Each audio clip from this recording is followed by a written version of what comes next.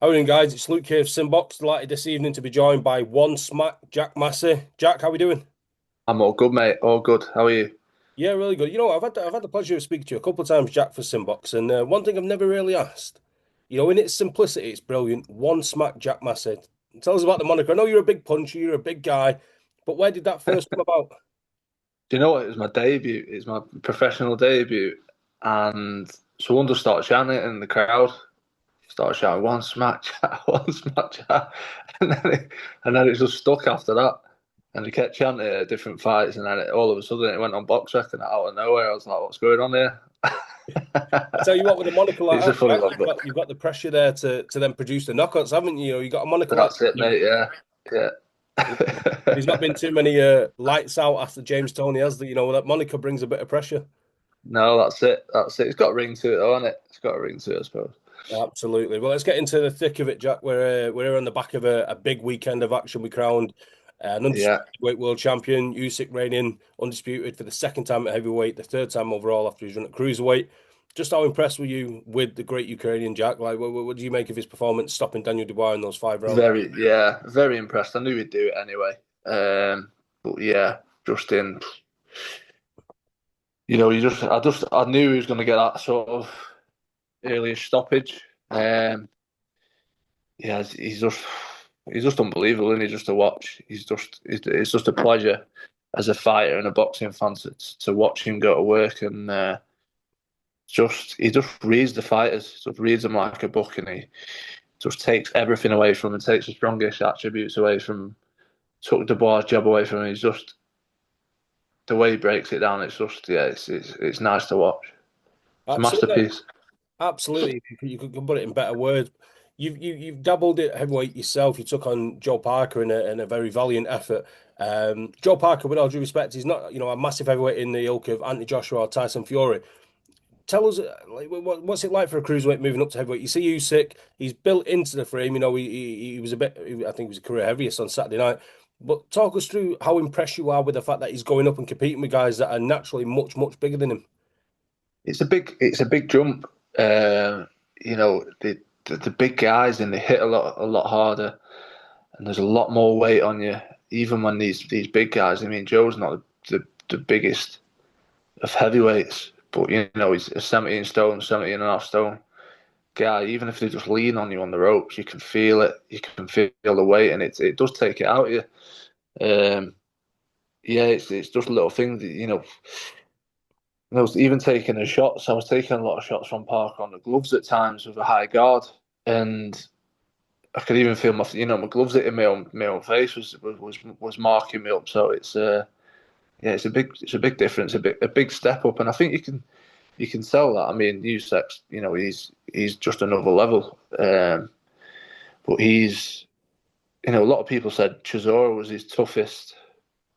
one of his toughest fights, to date, but apart from Fury. But you look at, it's probably his first time ever stepping in a ring with a big heavyweight with 10-ounce gloves on. So he's probably just, when you watch a fight, he's probably just taking his time, just gathering that information, just getting through the rounds, and then, just figuring them out and not putting himself in vulnerable positions. So he's just come on from that. He's learned from that, and he's put that weight on as well. He carries it well. He still moves. His movement's still there. He's still light on his feet, and yeah, he's just every fight he just looks getting better and better. Yeah, that's the scary thing coming up to 38 years of age, and he's arguably put in the greatest performance of his career so far. Just flipping it over to Daniel Dubois for a second. We've seen post-fight Oleksandr Usyk. He had the great speech about he doesn't do motivation, he does discipline because discipline's full time. Daniel Dubois in the last 24 hours or so, news has come to light that he was having a pre-fight party. I don't know how much input he had on this party, this get-together that it seemed to be organised by his father with 70 people in this entourage, and he arrived to the arena 90 minutes before his ring walk. This isn't ideal preparation for the biggest fight of your life, is it, Jack? He lost the first fight. There was a lot of controversy around that first fight. He's went on a hell of a run into this rematch, and that doesn't seem like the greatest of preparations, to put it in layman's terms, does it? No, it doesn't. It doesn't. Do you know what? I've been there, and in the early, I can't remember. It might have been a third, fourth fight. I boxed at Winter Gardens in Blackpool, and usually what I did is I'd usually stay when I was with Bobby Rimmer. I'd usually stay at his house the night before, get weighed in, and then stay at his house. But he wasn't living in. He lives in Blackpool now, but he was living in Manchester at the time. So I ended up staying. I was still my mum and dad stayed at home, and I ended up getting the coach down with all the fans. Honestly, it was probably one of the worst things I could have done. Just getting the coach, just people, a few beers down, just in your ear, chatting to you.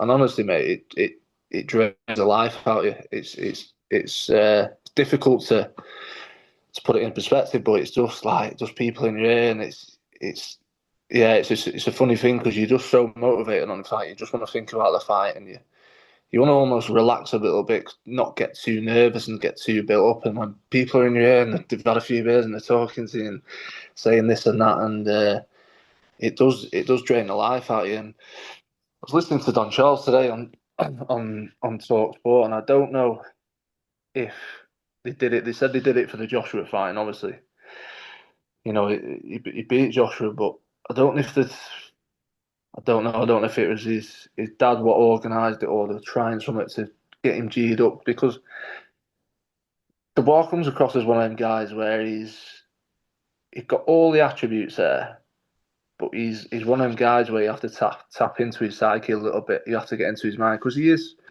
not being bad. He is a little bit, a little bit young minded, and I don't know if they've tried, psychologically doing these things to try and G him up and get him going and doing stuff like that. I don't think it'd work, to be honest, personally. But yeah, I don't know if it was a plan or if it was just I don't know. Someone in the team just made a silly mistake. Yeah, because it seems, again, with all due respect to Daniel, a hell of a fighter and he was on a hell of a run of form. But he seems to me like he's the kind of guy when he's at his best, if he has like simple instructions, he knows what he's doing. This is plan A, this is plan B.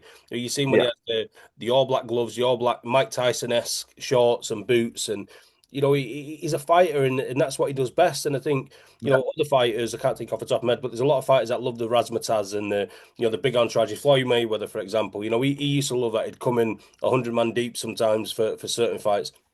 Daniel Dubois never struck me as that kind of guy. So, in terms of you mentioned that they done it for the anti-Joshua win, but nothing ever come out after that. You think it'd be prime time to post the fight yeah, if he was celebrating beforehand. He goes and gets his first world title and gets yeah. the biggest one of his career. You think at that point that's where you post a celebration, surely not after a crushing loss like he suffered on Saturday. Mhm. Yeah, definitely. It's a strange one.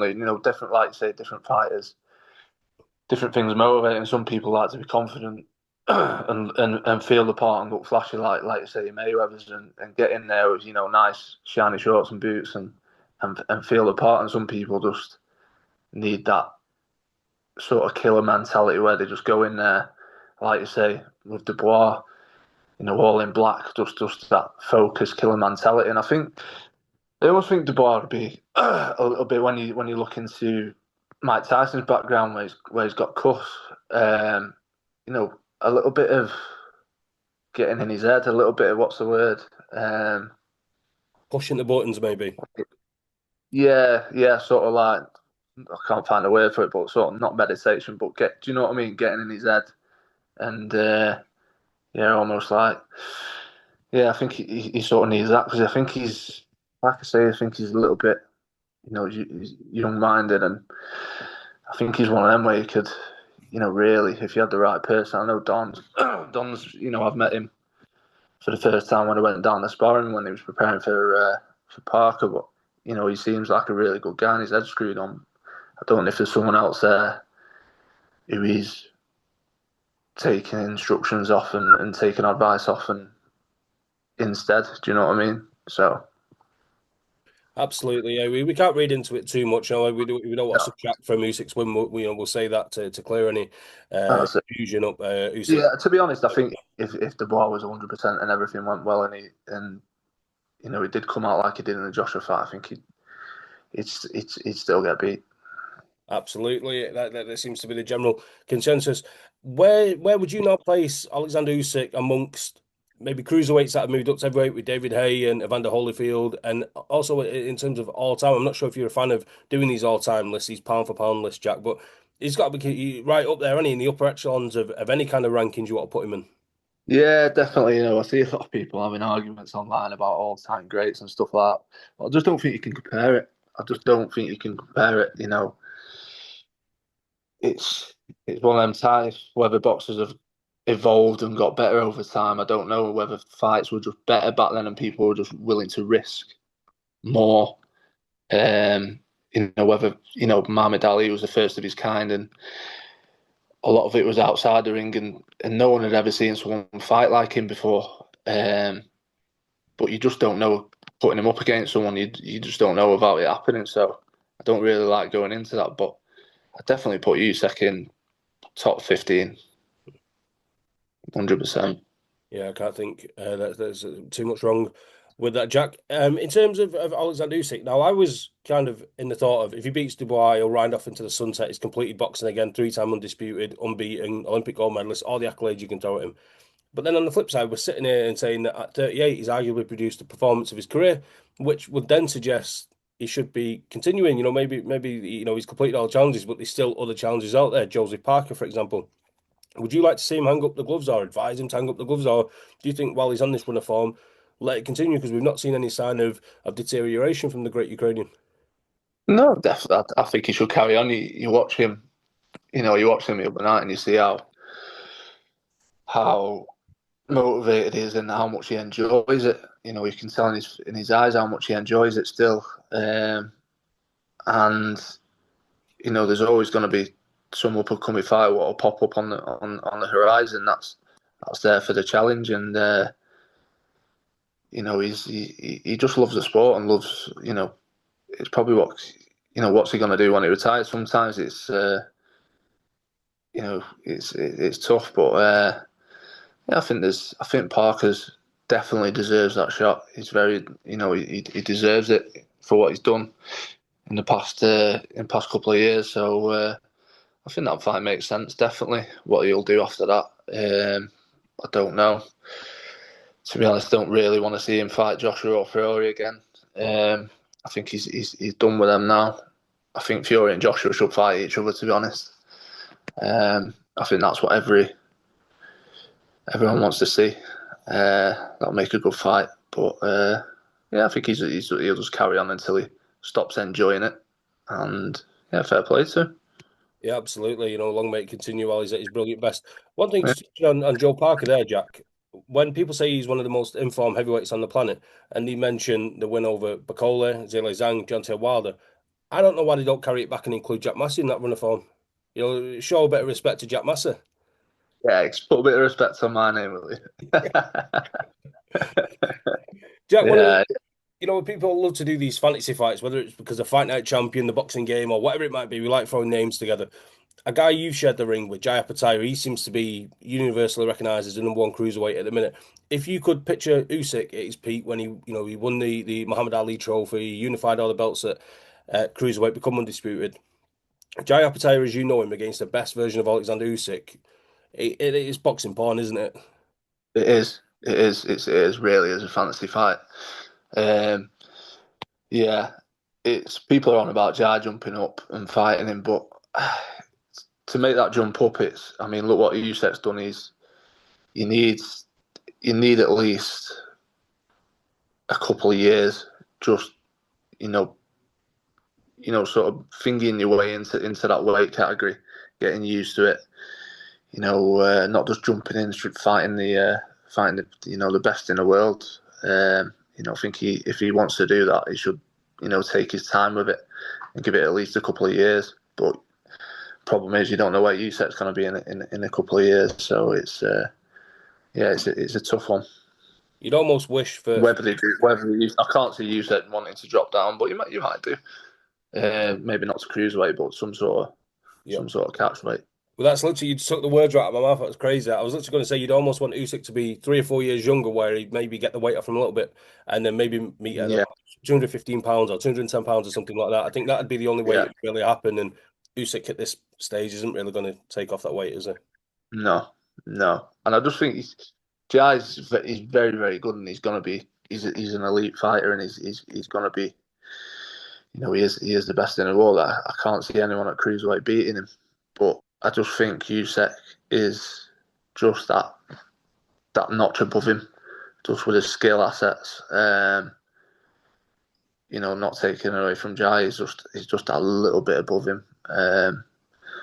But yeah, it'd make a great fight. Definitely. Do you think Jai, just touch on Jai a little bit more there? Do you think he's got the capabilities to maybe not get the Usyk fight at heavyweight, but within time to make his own journey up into the land of the big boys and I think so. Yeah, get himself into a fully fledged heavyweight in his own? yeah, yeah. I think he'll do what you said. I think he'll clear up at cruiserweight, and then there'll be nothing really there for him to bite his teeth into. And yeah, I think he'll make the move up. But with Jai, you watch him; it keeps getting better and better, which is nice to see. He's not just flashing a pan. He keeps beating these guys. Whoever's in front of him keeps beating him. And yeah, I think he's one of them fighters. But like you said, just keeps getting better and better. Because some boxers, they're there on the scene, they win all these belts. They're a bit of a flash in the pan, and then they start to deteriorate pretty quick. But I think Jai's a bit like you said, just keeps getting better and better and better and building blocks. Absolutely. That knockout he had last time at Jai Opetai against the Italian challenger, not the most recognizable name, of course, but the way he broke his jaw in a punch. Sometimes you see a knockout and people are on the back or on the front and they're sprawled all Yeah, over the place. But that was yeah, just equally as savage a stoppage, wasn't it? Because it just snapped his jaw and he froze to yeah, kill his challenger. yeah. I was thinking, I'm glad that's not me. Let's touch on that, Jack. That was something I was going to get into the fight with Jai Opetai. It didn't go your way. Again, Yeah. another valiant effort. Tell us about the whole experience of preparing for a pound for pound superstar like Jai Opetai. He's coming in with this big reputation, challenging for a world title. Take us through how that entire experience went for yourself. Yeah, it was a big, it was the biggest stage of my life. It was the biggest fight of my life, and it was a massive, massive opportunity. It's the most money I've ever earned out of a fight, and if I won it, I could have changed my life. For years and years and years. So there was a lot on the line. There was a lot of pressure, but I knew how good he was. But all boxers, they're all confident in themselves.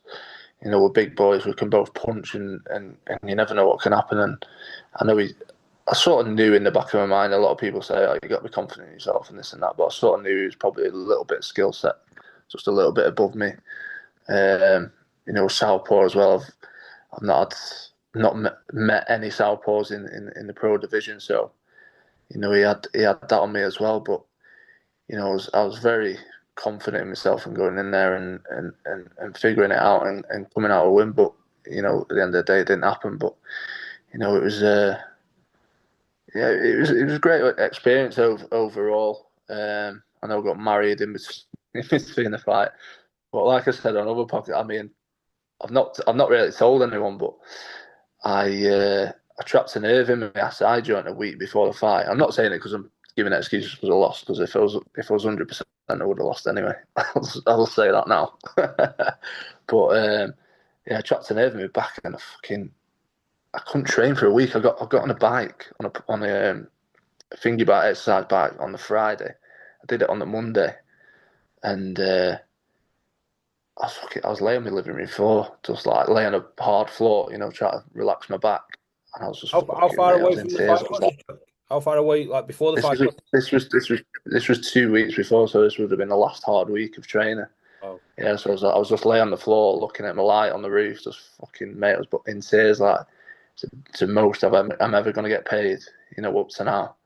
It's the biggest fight of my life, and fucking, I've kind of fucking I pinched a nerve in my back. Oh, mate, it was horrible. But we managed to get on a bike on the Friday, just have a little loosen out, see how I felt. And then the week after, it was all right. I was back training, just and then obviously flew to Saudi. But yeah, I'm not saying that I would have won if that didn't happen. He probably would have beat me anyway. But I think people would have seen a better Jack Massey and a bit more of a longer, exciting fight. if it's something you didn't want to share, that by all means, that's fine. But you say you went in fully No, confident no. of getting the win against Jai Opetai, um, and you went through the trouble with the trap nerve. At what point in the fight, Jack, did you think, shit, this isn't going my way? You know, he's the real deal. Was there a point where you thought, there's nothing I can do here? It was probably the fifth round. I think off the top of my head, stopped me in the sixth. Joe through the towel in the sixth. If I remember right, they must have hit me hard. The fifth round, picked up a little cut, and I've been cut in fights before, but it's always been either below my eye or the Parker fight was there. I've not been cut that much, to be honest. So I've never had blood running into my eyes, and I've always like obviously heard of boxers with blood running into the eyes and you can't see, but I couldn't see out of this eye properly. And it's not like you can see red. It's just like fucking cling film over your eye. It's like clear. You can't see anything. And I was trying to make it not obvious by rubbing it. So I was in a clinch. I was trying to rub it on his shoulder a little bit. And I can always remember his corner picked up on it.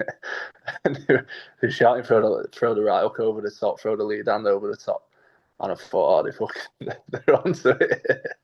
And yeah, he just upped it a notch, got on top. And then obviously Joe, saw that and yeah, made the right decision. You say there about making the right decision and just to kind of tying it into Saturday night. We've seen the towel come in from Daniel's corner, and you could argue that he wasn't going to beat the count anyway. We'll never ever know. What's the feeling like, Jack, in that moment that you took a bit of a beating in the later rounds right before the fight stopped. You got this cut. You struggle to say you're a fighter. You're going to go out on your shield. When you see that towel come in, is it like a respect thing? Like, you know what, I needed that. I was getting really hurt there, or was it a fuck's sake? Like I could have continued. Wasn't at the time. Moment. Yeah, it wasn't at the time, and it was a bit gutting at the time. But after, when you reflect on it, it's sort of like, yeah, it was the right decision. Because if anyone knows me, they know that I'm willing to go out on my shield. I've never been put on my arse in my life. Boxing 20 odd years, I've never been on the deck from a headshot. I've been on body shots after Christmas and that, but yeah, I've never been put on the deck from a headshot, and I knew I was tough enough to sort of, but you're just going to take punishment, and it's a boxing game, it's a hurt game, so you can sometimes end up coming out of there, not the same person, so it was definitely the right decision. Definitely, and I think it takes a lot for yourself, for the boxer in that moment, to have that humility, that respect, that understanding that the trainer's got your best interests at heart. Because using an example, Tyson Fury, Deontay Wilder, in that second fight, we could see Deontay Wilder took a serious beating from Tyson Fury, been down 2 or 3 times, blood coming from his ear, and then the towel rightly comes in, and then he kicks off this big whole conspiracy thing about he shouldn't have been, he shouldn't have been stopped. He was, Yeah, he was ripped off, and this, that, and the other. Whereas he could have just looked at that and gone, you know what, they've done the right decision there. It takes a lot of humility that's to it. do that, doesn't it? You've got to be modest, and you can be a bit of an umpty and a bit too proud, and you see it time and time again. The boxer blames the trainer, and that's giving that excuse, said, "Oh, I was all right, I could have carried on and this and that," but you've got to be modest with yourself, and that's what I kind of, one of my traits is. I'm always modest, and I'll always hold my hands up if something's wrong. So yeah, it was definitely the right decision. But let's bring up a subject that is very sensitive in the world of boxing, but this guy's face is everywhere, and love him or hate him, is a marketing genius. Jake Paul, you know exactly what's coming. Jake Paul, he jumped in the ring on Saturday. He's getting in between a face-off between Parker and Usyk. He's calling out Anthony Joshua. He lost to Tommy Fury. What, Jack, you take it from me. What's going on with Jake Paul? What's your thoughts? It's not his moment, is it? It's Usyk's moment. It's Dubois' moment. It's, at the end of the day, they're putting their lives on the line, to win these fights and get these belts. It's not about him.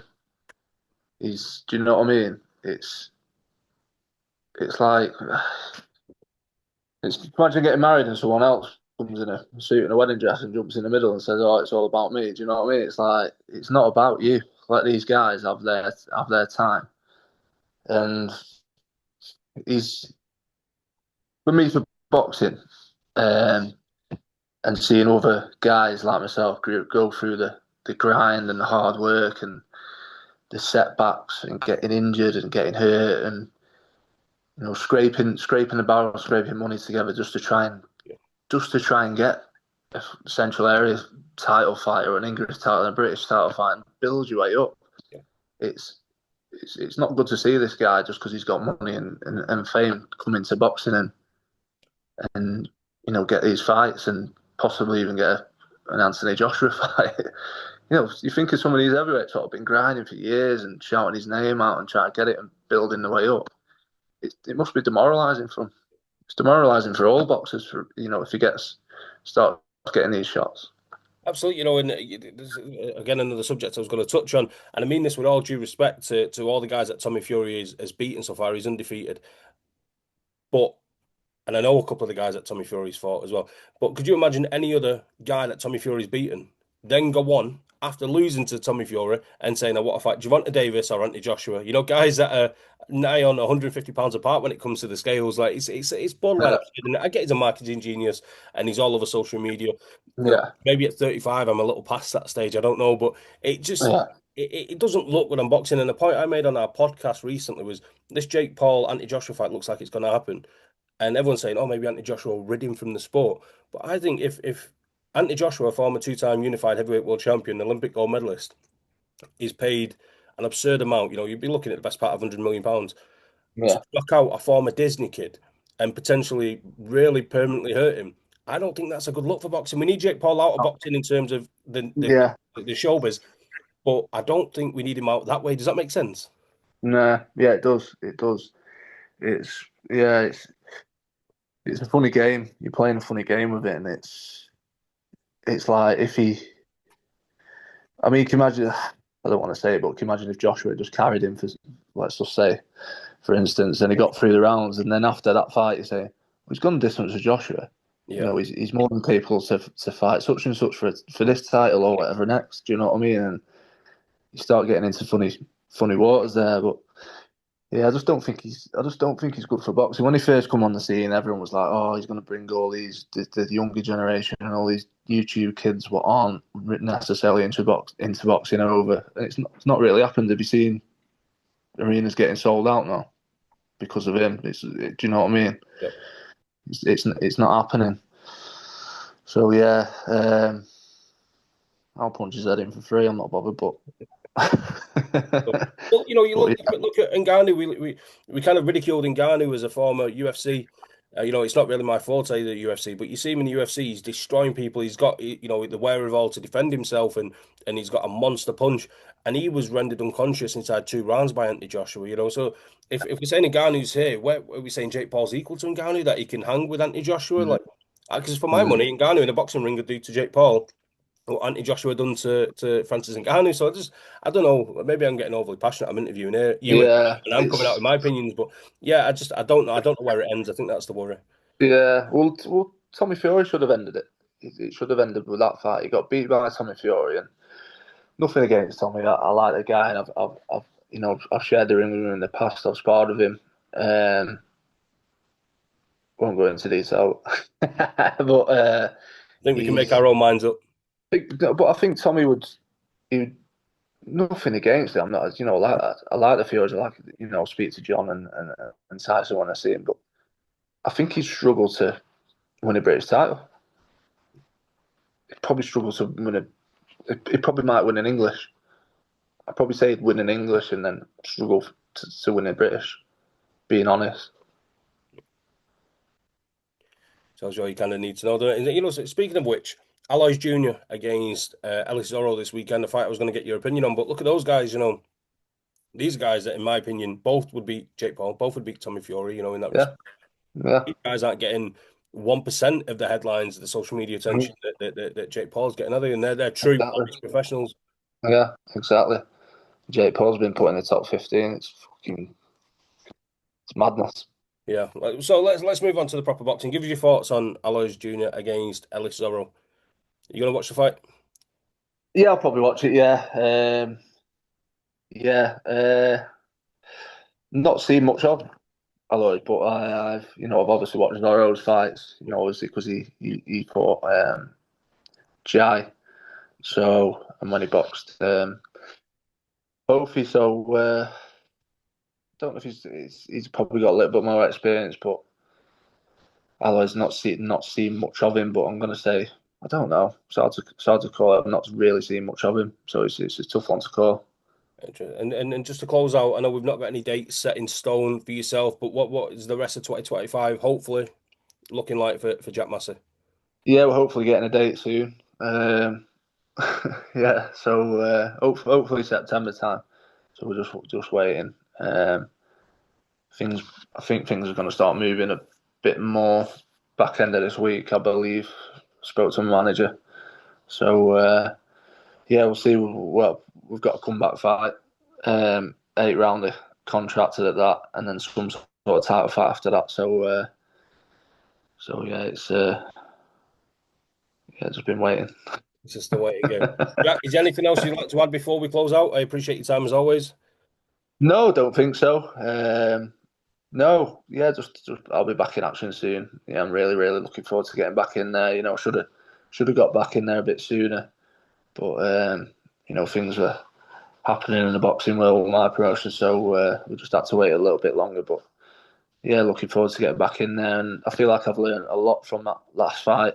Even though it was you learn the most from your defeats, and back in the gym, back to the learning curve, and but I've just been training constantly, taking over and sparring, and yeah, well done to Lawrence as well. Lawrence was on that bill, and Oh, good shout, yeah. With the injury and overcoming that and winning against a tough opponent, yeah. My yeah, apologies for missing that out, yeah. But yeah, massive yeah, respect to Caller. yeah. He beat a good fighter. Lorena's no, he's no mug. Obviously, showed with a Dubois fight. Had him down 3 times. He's a big puncher. He's a dangerous fighter and a good fighter. So yeah, just did everything he needed to do, Lawrence, and yeah, uh, disciplined performance. Absolutely. Well, Jack, as always, it's an absolute pleasure to catch up. I appreciate you spending your time with SimBoxx tonight. And yeah, shout out to once Problem, mate. back, Jack Massey. Thanks very much for having me on, mate. Appreciate it.